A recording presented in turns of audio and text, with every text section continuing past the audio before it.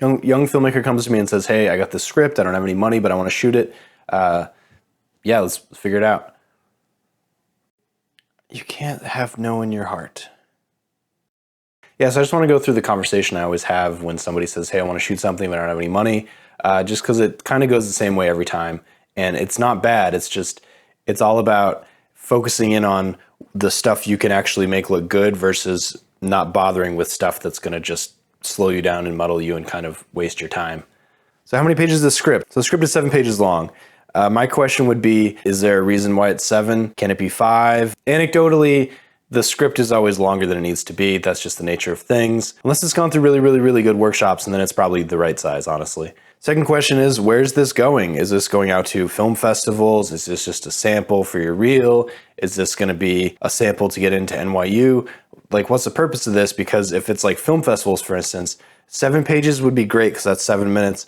But what would be even better is 5, because 5 you can program better. 3 is even better. I'd say probably 5 because you can fit, 6 5-minute films into a 30-minute programming block. That's how festivals kind of program sometimes. So just for what it's worth. But if it's just going out to YouTube, then, whatever. It's all good. It's all good. How many shoot days? They're saying 1. Yeah, you can shoot 7 pages in a shoot day. You just got to be really nimble and efficient, because even efficient productions have trouble hitting 7 pages in shoot days. It's more useful if it's 2 or less shooting locations and those locations are literally in the same building, then you're in pretty good shape. So if they're like, yeah, my buddy has this pizza place, we want to shoot, in the kitchen and then also in the office.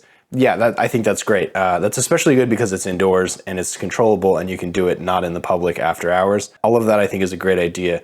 If you're out on the street in public, that's like a worst case scenario. Like actually, the worst case scenario is a parking lot. And I did a parking lot. I did an uncontrolled parking lot and I will never do it again. It's the worst. It's basically like shooting in Times Square. It's just not worth anybody's time. What's the creative focus of this? And that is a question that I usually have to elaborate on. And is it about the dialogue or the writing, or is it the actor performances, or is it going to be the lighting, visual quality of it, the visual effects? Is this like a tone poem? What's going to be the most important thing about the script? And usually I get back everything. And that's probably true if you're like a well-funded, well-established, movie or TV show, because then you can pay people who have spent the time in their career to get good at stuff to come in and collaborate with you. But when you're on a budget where everybody's working for free, even if the experience level is high, which it may not be high for every department. I mean, yes, it's awesome to have a big crew, a big experienced crew.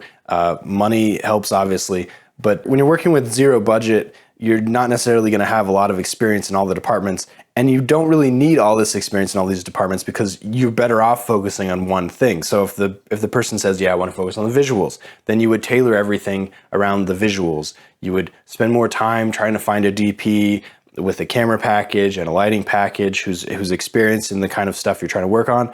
But if it's just you're trying to get the writing out into the world and you're trying to maybe have the actors' performances look pretty decent, then you're going to want to focus on the writing and the dialogue aspect of it. And that means you're going to want to go through the trouble of casting. Try to find somebody. Don't just cast your friends. Try to find somebody who's actually like right for the part and can read lines well and has, the ability to act. That's very important. Like, bad acting will ruin anything. You need to make sure that they can act, but they can also deliver your material. Those are the 2 important things. I spend a lot of my pre-production time on finding actors that can deliver the lines the way you want them at a level that they should be at, and don't settle for poor. I'm also not saying be mean and berate your actors. I'm just saying the actors need to have an inherent level of quality that is good enough for what you're trying to accomplish.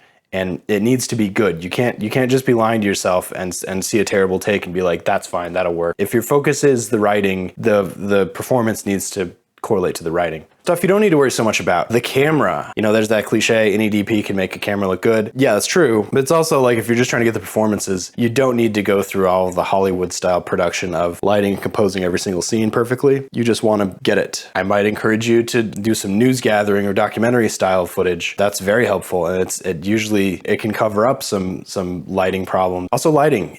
You don't necessarily need lighting, especially if you're doing something that requires a lot of dialogue or requires a lot of, moving around the room. That requires a lot of lighting to make it look good. And so just don't worry about it, Find a big, bright space, maybe with a bunch of windows, and you just know because of the time of day, you're gonna have light coming in. Alternately, if you're shooting at night, which is a thing that happens a lot, restaurants, stores, bicycle shop one time, I did a guy's garage one time. If you're doing overnight, you're gonna need to light it, but honestly, just house lights looks terrible, but is lighting, and you'll be able to see facial expressions and performances with house lighting. If you're really in a situation where you can, a big powerful light bouncing off the ceiling works, or bouncing off of like a white wall works. But again, I wouldn't worry about the lighting, especially if this is not something that needs to be perfect in every way, i.e., going to festivals. Yeah, so I wouldn't worry about lighting. I wouldn't worry about camera. As long as you're trying to get just this, which is the performances, which is the posture and the body and the, saying the dialogue and everything, any camera can do that reasonably. It's just everything else is going to look crappy, and that doesn't really matter, because if the story is compelling,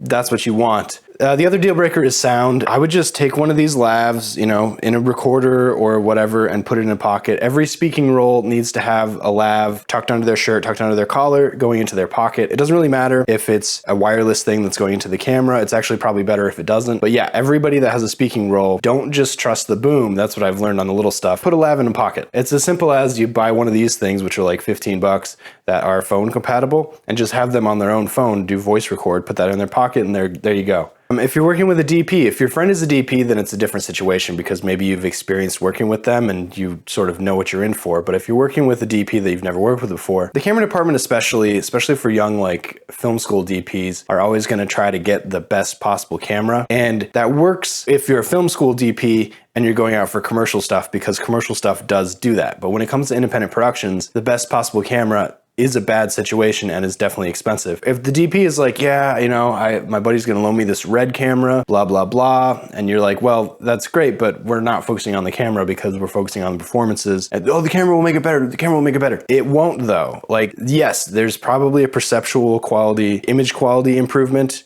in getting a fancy red camera, for instance, but it's at the cost of how much time it takes to build that camera to get it going. All the infrastructure, the tripod, all that kind of stuff in order to get the camera to work. Also downloading the files, red files are gigantic compared to any other camera, honestly. It's not worth it. And also, yes, it's an old wives' tale that if you shoot something raw, you can fix everything. Like, for instance, if I shot all this raw, I could fix all this and make it look fantastic, but you have to have a colorist who knows how to do that, who's willing to do that. And if you're working for free, it's definitely not worth it. Going into the shoot day, also have a shopping list that's not just the performances and the dialogue, but also inserts, establishing shots, wide shots, all the stuff that if you need to ditch because you're going slow, because you're having trouble catching the performances, you can grab inserts at any time. The actors do not have to be there. You can grab establishing shots at any time. The actors don't have to be there. The wide shots, you kind of need the actors, but as long as they're in costume, get them out there, shoot a dirty wide, probably in the early part of the day, honestly, and then just get it out of the way, and then just go do what you want to do, which is the actors' performances, because that's what you actually want to grab. If you're working with low or no money, the food has to be excellent. And I'm not talking about Subway, and I'm not talking about Domino's. I'm talking about an actual place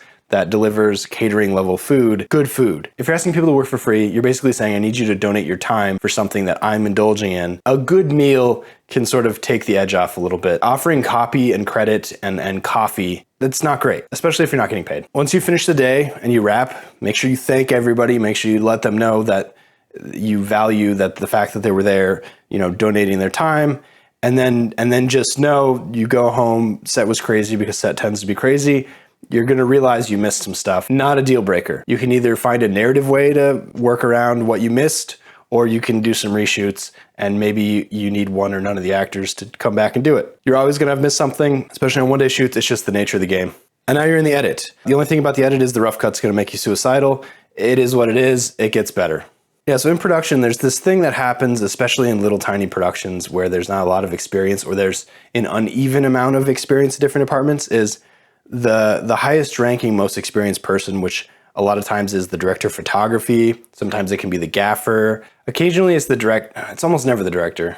A lot of times it's the stuntman. I've had that happen. But anybody who's in a certain position who has more experience, if they're seeing the set sort of just floundering and fooling around, which is what happens on low experience sets, especially when they're unpaid, that person, and I'm as guilty of this as anybody, I'm probably more guilty of this, will jump in and try to corral the project to keep the project on track. And it's with the best intentions for sure, but whatever department they're in, they're definitely going to end up favoring that department. This has especially happened to me with DPs, where a production brings in a DP with a name, or a DP that they haven't worked with before, not realizing how much more experienced or how their workflow is. And instead of shooting a fast-moving dialogue scene where people are moving around and you just got to keep going and there's not a lot of lighting involved, this DP wants to sit down and meticulously, commercial style, light everything moment by moment, because that's what they're used to doing in commercials. That's what they're used to doing on, student films, on Hollywood films, is they have all this time and money and resources to spend all day lighting, for instance. And you can't do that when you're dealing with $0 and no time at all. There's a real risk of somebody with a little bit more experience trying to sort of shape the production over the producers themselves into what they're trying to do. And it usually doesn't work for anybody. Ironically, the sound people are the ones that do this the least, because they get it. But also sound is, the thing where it either works or it doesn't. And so you got to make sure the sound works. And just be nice to actors. Treat actors with at least as much respect as you treat your crew, because they're delivering something that the rest of the crew, if the rest of the crew is having a bad day or, whatever's happening that's making them less than optimal, it may not necessarily affect the production or the product. But if the actor is having something interfering with what they're doing, it's going to show up on camera, and that's going to be a problem for everybody. So just kid gloves with the actors. It's a respect thing, honestly. It's not any brighter today, but I do feel like I'm very squinty, and I don't know why.